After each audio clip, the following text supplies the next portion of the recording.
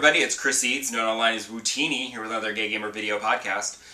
Quick movie review. I went to see 1917, which opened on Christmas, technically, so it could be part of awards season. But I was waiting because it was only playing at limited theaters, and it was only playing at like 1 AMC up at Lincoln Center, and not in IMAX. And I remembered seeing a trailer for this for an IMAX movie on an IMAX screen and thinking, I want to see this one in IMAX. So it was playing at the 34th Street IMAX Theater, so I got to see it on the big screen, the really big screen. And that was really cool, because it's very impressive. Especially for a movie like this. It's like a good World War I movie. It's a very simple plot. These two soldiers have a mission to get across enemy lines and deliver a message to stop an attack because it's a trap and they're all going to die. And stuff happens along the way. But the gimmick is that it's done in one take, one shot. Which it's clearly not, because you can see all the places where, things move in front of the camera, and that was where they cut. And there's a smash cut to black at one point where clearly there's, edits and stuff. But the gimmick actually really helps the movie because you're in it. There's no cutting away to things. There's no, oh, let's cut back to the base and have them worry and stuff. There's nothing to cut away to. You're there. You're there with those soldiers as they go on this adventure, and it's terrifying, and it's horrible, and it's just one disaster after another because, it's war. But it just, doing it in that style, it puts you in it, and it was really, technically very impressive, and there's some amazing scenes in it, and there's some surprises. I really enjoyed it. I thought it was really, really good. So I definitely recommend seeing it on a big screen, though. Don't wait for television. And if you can see it on the biggest screen, go for IMAX if you can, because that was super impressive. As for games, I am still enjoying Pokemon. I know I'm waiting for the week where I report to you and say, yeah, no, this is where I finally got bored with Pokemon. Oh, well. But I'm still enjoying it. The nostalgia is really working for me. And I was a little disappointed to get to the cruise ship and be given the sailor outfit and then discover that it wasn't what I wanted to put on Pikachu. He's still wearing the sailor outfit because it's super cute, but I didn't like the hat. I was thinking it was going to be more of the traditional white sailor cap with the trim and stuff, but it's just like a blue baseball cap kind of thing. So I was like, oh well. But it is super fun. And it is starting to now get a little bit on the challenging side. The general trainer battles are still fine, but I just got the lightning badge, and battling Lieutenant Surge, I did not have. I mean, I had the right Pokemon that could go up against electric Pokemon, but they weren't really a high enough level to efficiently go after electric Pokemon. So I did struggle a bit towards the very end of the fight where I was running out of strong Pokemon. I'm just oh, I'm running out of potions, this isn't going to work. I did pull it off, but it was a bit of a struggle at the very end there. So I was like, okay, good, it's, it's got a little challenge to it. So that's nice. And since my Christmas cold has finally well and truly gone away, I am trying to get back into doing Ring Fit Adventure, because I find Ring Fit Adventure to be really good. I like the way that it makes me feel like I'm using my muscles that I don't usually use, and that I'm toning them, and it's nice. Except I wanted to do a nice easy one to ease back into it, but it was a boss fight that turned out to take me almost a half an hour, and I was like, oops. But it's good to, push yourself. I just, wanted to ease into it a little bit. So, I'm still enjoying that. And on the home front, because Pokemon is a portable game, Ring Fit is not, but when I'm on the go, I play my Switch and I play Pokemon. When I am at home, I am playing my PlayStation, and I am still playing Shadow of the Tomb Raider, which is still a lot of fun. I did hit another combat section that kind of stymied me a little. There's this one section where there are these underground feral humans that are just, they're a nightmare.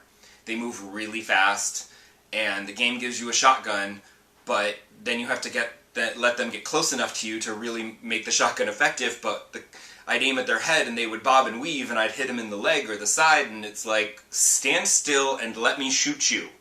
So they didn't. So they killed me a lot. I had a bunch of restarts during this section of the game because they would just come out of nowhere and they'd swarm on you and I'm like, ah! And it was a little difficult. But I made it through. I made it through a gauntlet of running and jumping as I was trying to escape from them, and then slid down a tunnel into an underground lake where I got a notification that I got a trophy for finishing that section of the game, so I'm like, okay, maybe that's the end of that section and I won't have to fight those people anymore because that was a nightmare. I much prefer the other problems where, like, at the beginning of the week where I was doing one of the challenge tombs and it was this big room full of mirrors and sunlight beams that you had to direct and redirect and solve the puzzle to get to the other side of the room through the raging waters. And I much prefer that because that's not like, I don't have the reflexes to do this section of the game because everything's too fast and I can't shoot them. This is more just take a moment, examine the surroundings, figure out the puzzle, then that, ta-da, and you solve it. Those are the kinds of challenges that I prefer, because I can actually do those easier. Yeah, the game's still great. I was actually thinking about whether or not I would try to 100% it. I don't remember what I did with the first Tomb Raider game, but I know in Rise of the Tomb Raider, as I was preparing to go to, like, you know, the final, like, I played all the way up to, okay, this is where the end of the game is, so once you do this, that's it, you're going to be in the end game. And I went back, and because I wasn't sure if you could go back after finishing the game, I was like, okay, before I go and finish the game, I'm going to just go back to every single area and collect every single thing I possibly can and try to 100% it. I don't know if I'm going to do that with this one. I might, but I've already got a game waiting in the wings to play after I finish Shadow of the Tomb Raider, and I'm really kind of excited to play it again.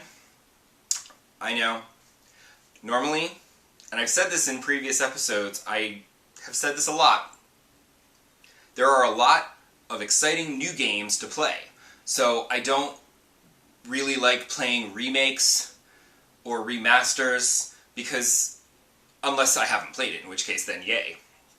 But I'm like, I've already played this game. Why should I waste my time playing this game again when there's all these new experiences I could be having? However, I couldn't resist. Because basically, PlayStation was having a big sale for the holidays, and it just ended, but I managed to get in there, and I purchased Shenmue 1 and Shenmue 2, which was on sale for, like, super low. It was, like, $12.99. And I was like, that's a really good price. And I had gotten a bunch of gift cards for Christmas. Not a PlayStation gift card, but I got other gift cards. I went to Best Buy, and I turned my Amex card into a PlayStation card. So I could add money, and I said, I'm going to use Christmas money to buy Shenmue 1 and 2, and that way I'm not wasting my own money on something that I'm not going to play right away, but I wanted to make sure I got it at the sale price. But I do intend to play it, because I never did finish Shenmue 2. Shenmue was one of my favorite games of all time. I absolutely played the hell out of it on my Dreamcast. It was fabulous. And when Shenmue 2 came out, they're like, oh, we're not bringing this to America because it didn't do well enough in America, so they weren't bothering to port it. And I was like, no! But I did find there was a video game store, like somewhere around like 34th Street, Manhattan, that they sold an imported copy of the British, the UK copy of Shenmue 2, and they sold it with a special disc, which you put in your Dreamcast and you turn it on, and it spins, and it basically like changes the motor and programming and convinces your Dreamcast that it's in the UK and it can totally play this disc now, it's fine. So I was able to play Shenmue 2, and I was like, yay! But for whatever reason, I never finished it. I don't remember if other games came out, or if I got bored with it, or what happened, but I know I did not finish it. So I've always wanted to finish it. And I know, like, I saw, like, a super cheap copy in a bargain bin for, like, the Xbox for Shenmue 2, and I was like, oh, but I never played it. And then I really wish that they had put this package out on the Switch, because it's perfect for portable gaming. I would play the hell out of it all over the place, and I could finish it a lot faster. But it's only on Xbox and PlayStation, so I was like, fine, it's super cheap, I'm going to get it, and then I can play it, and then by the time, this is my theory, is I finish Tomb Raider, I play Shenmue, then I may go right into Shenmue 2, or I might try to play something else in between to separate them. But when I finish Shenmue 2, because I am determined to finish Shenmue 2 this time, by then I'm hoping that I can get Shenmue 3 on the cheap. And then I can finish the whole thing. I'm not expecting much from Shenmue 3, but I feel like I should play it anyway. So that is my plan. And I urge you to continue watching my future podcast episodes to watch as that plan completely and utterly falls apart, because that's just what happens. Some shiny new video game will come along and I'll be like, ooh, look at that! And then Shenmue goes away. But we'll see what happens. Just keep coming back and you can find out. And I will see you then. Bye, y'all!